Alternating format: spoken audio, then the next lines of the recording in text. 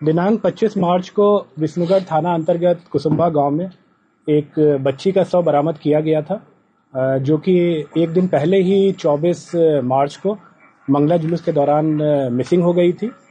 इस संबंध में बच्ची के मां रेशमी देवी के आवेदन के आधार पर विष्णुगढ़ थाने में मर्डर और पॉक्सो के अंतर्गत एफआईआर दर्ज किया गया था।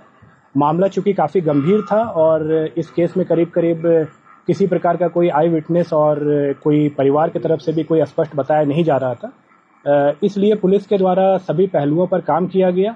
विभिन्न प्रकार के टेक्निकल एविडेंसेस पे काम किया गया, कई प्रकार के फॉरेंसिक एविडेंसेस कलेक्ट किए गए, कई लोगों से पूछताछ किया गया जो कि किसी न किसी रूप में हमें कोई इन्फॉर्मेशन दे सकते थे, सभी से पूछताछ किया गया। अंततः पुलिस के द्वारा इस घटना में सम्मिलित 3 व्यक्तियों को आइडेंटिफाई किया गया और मर्डर कब और कैसे हुआ ये हम लोग अनुसंधान के दौरान पता कर पाए।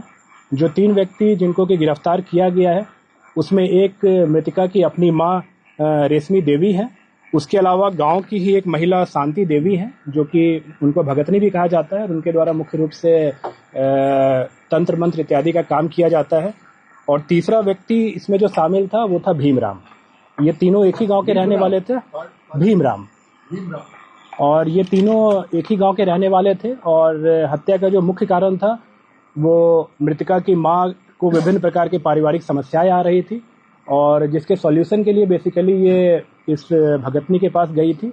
और इसी दौरान एक नरबली के दौरान बच्ची का जान लिया गया और 3 व्यक्तियों को जैसा कि मैंने बताया कि गिरफ्तार किया गया है और इन तीनों के खिलाफ बहुत जल्द हम लोग पुख्ता सबूतों के आधार पर चार्जशीट सबमिट करेंगे और प्रयास करेंगे कि इनको कठोरतम दंड मिले।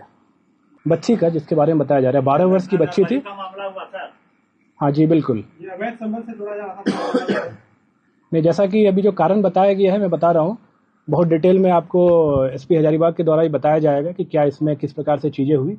बट मुख्य रूप से ये नरबली का मैटर था, एक अंधविश्वास का, एक तंत्र मंत्र का ये मैटर था।